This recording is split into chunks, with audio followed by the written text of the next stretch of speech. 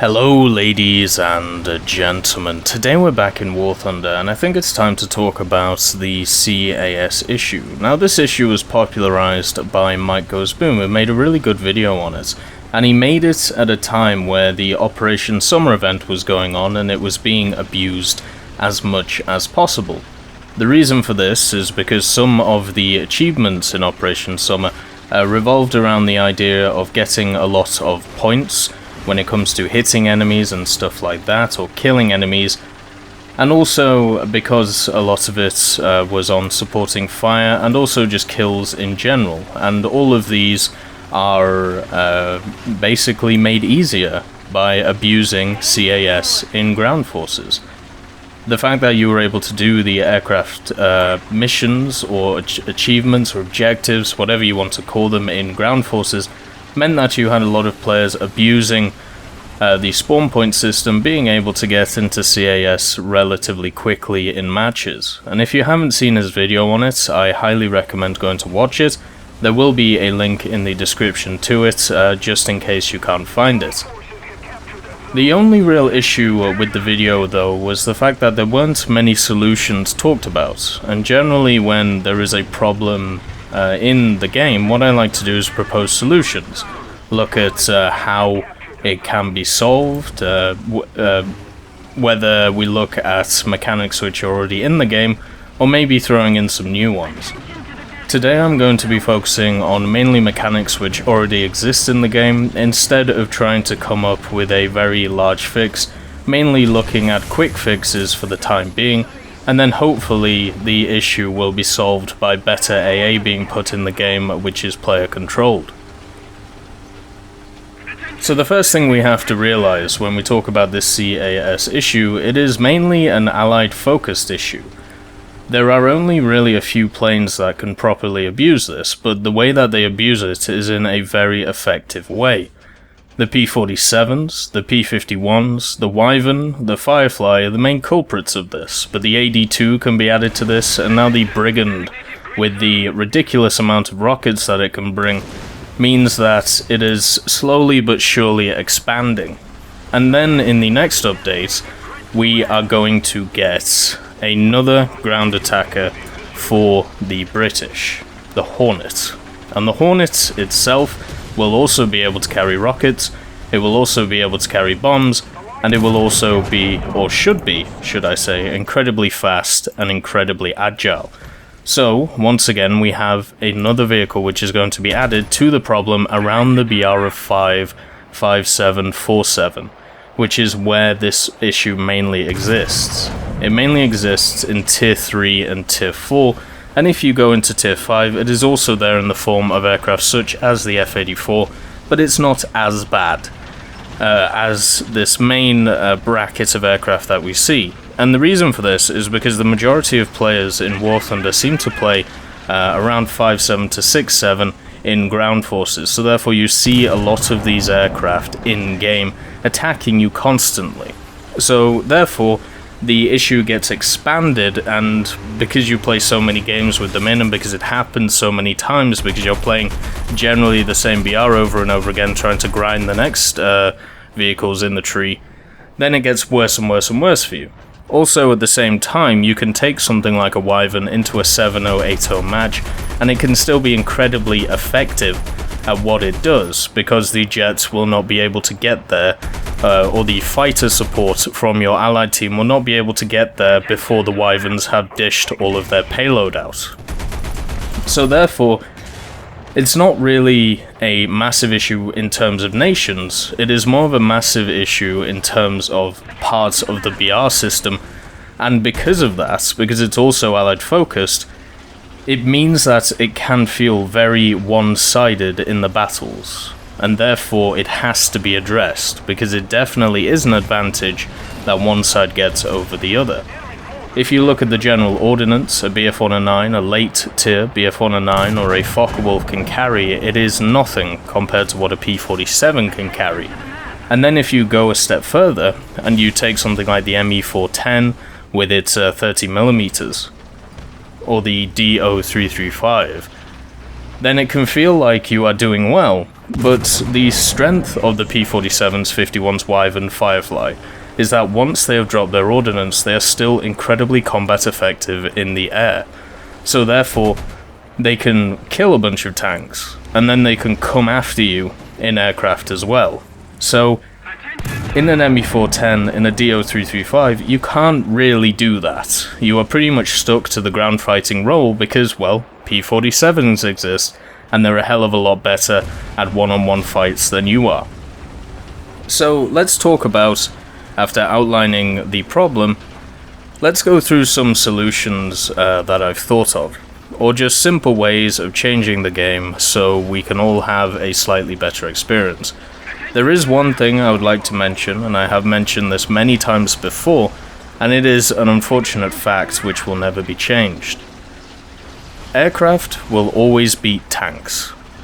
The only way to make it so aircraft do not beat tanks is to get rid of mixed battles in their entirety, and just have ground battles and air battles. So even though you can propose millions of fixes, there will never be a complete balance between aircraft and tanks because aircraft are just better than them. And that is because of their maneuverability, that is because of their reconnaissance value, the fact that they can see everything on the battlefield. That is because the AA on the ground has to lead the planes, where the planes don't really have to do that. But it's mainly down to what the planes can see, what ordnance they can carry, and also the fact that they're just a hell of a lot faster than your turret can turn in the majority of cases. So that is just a simple fact we all have to understand, and therefore you can change as many things as you want, but it will never make it 50-50 between tanks and planes. You can only make it so it's close enough. So the first solution is just a simple one. Increase the amount of points it costs to spawn in an aircraft, mainly fighters which have ordnance. So I don't generally see an issue with a plane like a Brigand or a DO217 or even an AD2, which has a lot of ordnance on it, being able to spawn at a decent cost with its ordnance. The reason for this is because once they have done their duty of trying to take out ground forces, they are pretty much useless in the air. The AD2 is the one which you could maybe make an argument for that it is an okay fighter, but if you compare it to the Russians that it fights, stuff like the Yak-9U, even the Yak-9T if you want to go that low, or even the LA-9, it is definitely subpar. But when we look at the Brigand, when we look at vehicles like that, I'm completely fine with their costs staying the same, because they do have a direct disadvantage in the air. But if we look at something like a P-47, a P-51, Wyvern, even the Spitfire Mark 24, which can carry a lot of rockets, the Wyvern, of course, and even the Firefly, which is a bit lower in BR and maybe not as combat effective in the air, but still combat effective if you know how to use the flaps.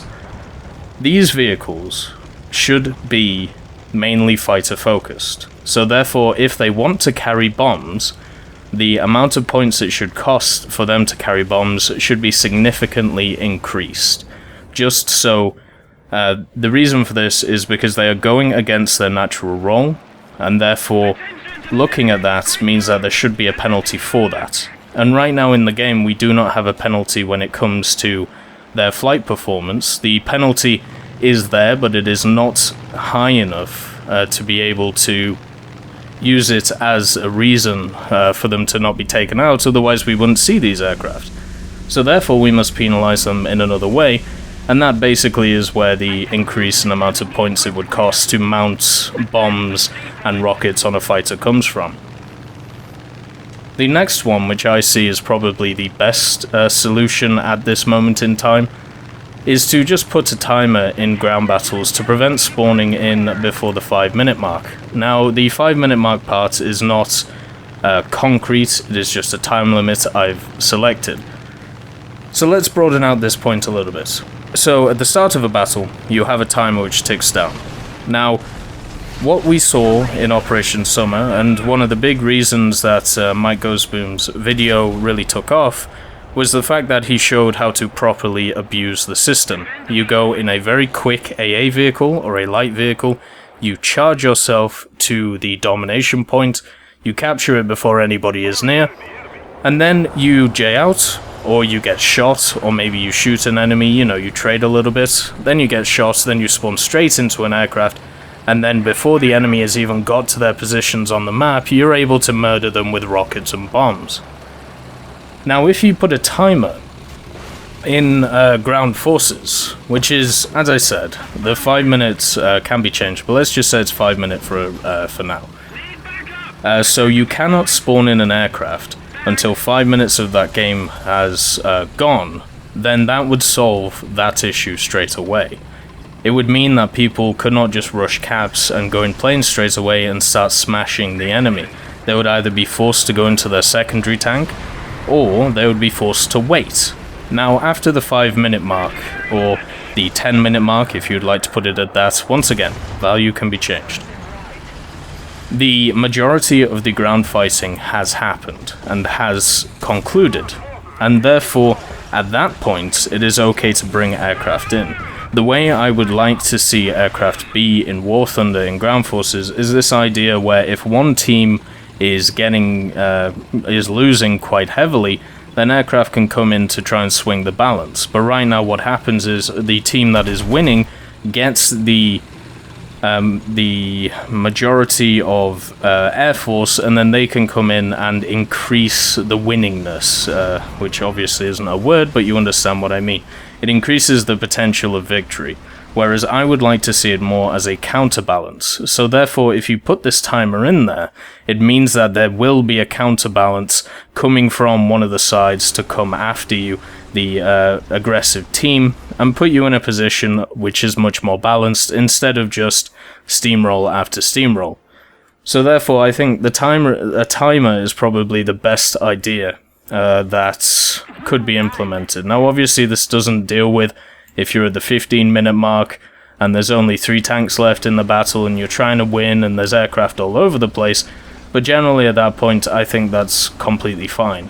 I think if players can stay in the battle and stay in aircraft, mark them for teams, and go after tanks, I think that's completely legitimate. What we're trying to do is squash the fact that CAS is getting abused at the beginning of a match to basically stomp a match within the first 10 minutes. Improve the rocket's damage model so it is not just one shot, one kill. So the rockets right now are not just one shot, one kill. If you hit a rocket on the engine deck and don't hit anywhere else, it will set the vehicle on fire, but it won't murder it. But the issue is with the rockets is if they hit, they will penetrate. There is no way that the rocket does not penetrate. It doesn't care about spaced armor. It doesn't care about other armor. And with ERA being added to the game, with composite armor being added to the game, and with the armor on the new Chieftain Mark 10, hopefully we see a change in the rocket's damage model, which means that it can't just penetrate whatever it hits, and this would at least help some heavier vehicles which generally get targeted by this abuse. The T-29, the Tiger II, the Carnarvon, even the Conqueror, these are vehicles which are constantly abused by CAS when pushing forward. Even like the IS-6 or the IS-3, something like that, basically the heavy tanks. So if you improve the rocket's damage model, where it actually has to do a check to see if it can penetrate, how much damage it does in the place, what modules it's actually hitting, stuff like that, then that would overall improve the value of a tank over a plane. Another suggestion is having just AI, AA around, or AAA around maps protecting both sides of the fight. That was a rough sentence.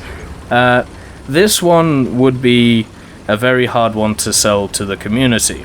General AI, AA is looked very much down upon in the community because they remember about, airfield AA and how abusive it can be.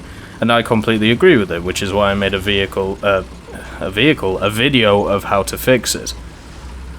But in this case, we obviously have an issue where aircraft are better than tanks, and they are dominating battles when it comes to ground. So the way to fix that is to bring in another component which can try and lessen the effect of the aircraft. Now, this would be a solution that I would put very much down low on the list, because it isn't very fun for a player to spawn into a plane, go near the battlefield and get one shot by AIAA. So therefore, there would have to be a massive probability look at to see what you could do with this, to see how effective that AIAA would be. But if you could balance it properly, so it would only shoot you after being in the war zone for 1.5 to 2 minutes, something like that, then maybe we have something that could go on. But obviously, as I said, it has a lot of negative connotations attached to it, so maybe not. HE Fragmentation Shells is something that is already coming to War Thunder. I'm not exactly sure if it's coming in update 1.71. They did talk about it coming in update 1.71. It's something that we've seen on ships in testing. The idea of these rounds is AA vehicles will get them, and they're kind of a proximity round, is probably the layman's way of explaining it.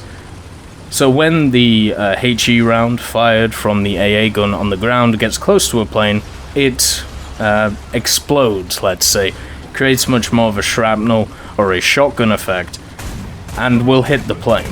Now, the damage models of the planes, it will be kind of interesting how they decide how much damage goes where, but it will make it easier for AA on the ground to be able to hit aircraft if they use these rounds. The issue is generally people take AP rounds in ground forces because they want to penetrate tanks too, so this would only really affect certain Soviet vehicles, such as the ZSU-37, which has the hybrid belt, or even the Type 65, which was just added as a gift vehicle. It has the HVAP shot, and then it has 2 Heffy shells. Now, there are other vehicles which have AP and then HE in their belt, so maybe we see it expand to them, and that would be nice to see. It would be nice to see how it changes the meta of what belts are used in AA, but it would be a nice little buff to AA vehicles. Another one is to push people towards playing more AA vehicles, higher rewards for them for shooting down aircraft. Over the last year or so, a lot of people have been complaining about the research that you get in ground forces.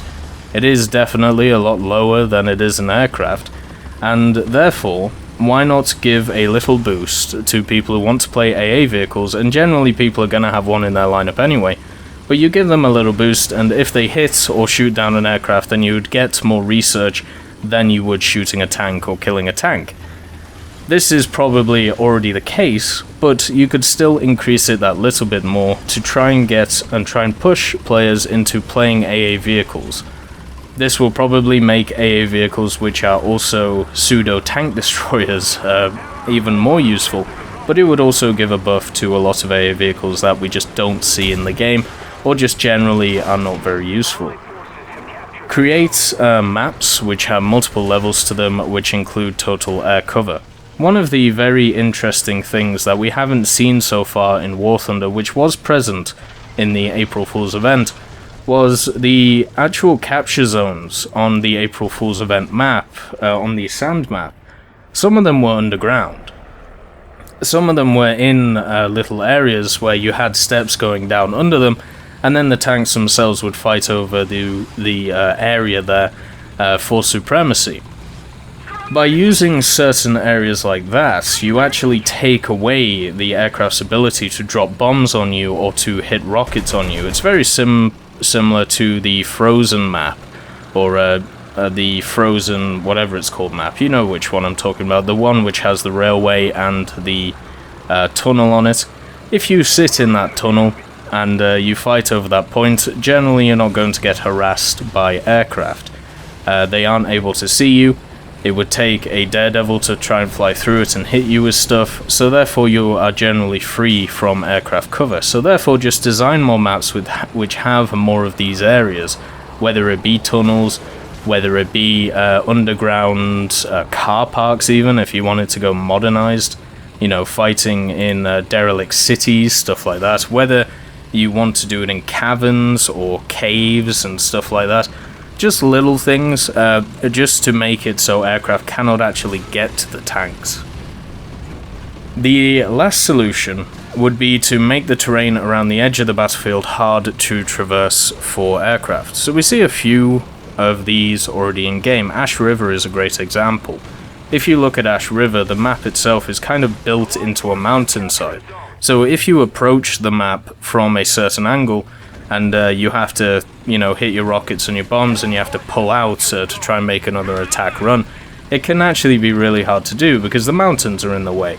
So what tends to happen with aircraft is they hit their rockets, they either crash into the ground because they've got their kill, or if they try and pull up, they pull straight into a mountain. Now what if you designed a map which was basically more of a Thunderdome idea, where you have mountains on all sides? Because the key thing about Frozen River, I believe it's called, I can't remember, the one with the tunnel, we'll just call it the one with the tunnel right now. The one with the tunnel and the Ash River map, and even Kuban to a certain extent with all of its trees, is the fact that it's harder for aircraft to, once they've dropped or fired their rockets, to be able to get out for another attack run. So at the end of the day, they're either only getting 1 or 2 kills, or they're not getting any. So that forces the aircraft into a situation where they have to come through certain routes to attack enemies if they want to survive. Now a lot of them don't want to survive, so therefore you could put a larger penalty on just dying by hitting the ground, or something like that, so don't get more spawn points for that, or something like that. But it would be much better to create maps which, instead of just massive open skies, maybe they are focused around a certain point where the tanks are fighting, instead of the tank maps being taken from air maps. You do it the other way around. But yeah, that's basically some of the solutions I've come up with. I'm sure there are many more out there. And I know of a lot of players who just straight out want aircraft to be out of ground forces, and I generally don't blame them. It is incredibly annoying playing very defensively in ground forces in something like a T-34 American style. And playing defensively for 10 minutes, you move up and maybe you get 1 kill, and then you just start pushing forward because a lot of the enemy team is dead, or they've been killed at least once, and then a plane comes in and smashes you with a rocket. So you feel like all of your time has been wasted, and you can't get in another vehicle because you spawned in a heavy tank. So hopefully, some of these solutions are regarded. Obviously the HE fragmentation shells are already getting put in game, but there has to be some kind of solution out there which the devs are cooking up. And also, the CEO was actually asked about this in a Russian interview, and he did address it, saying that they are looking into solutions, so hopefully we'll see something soon. But if you have any solutions, there's a comment section there, let me know, I'll have a read. And, have a good day.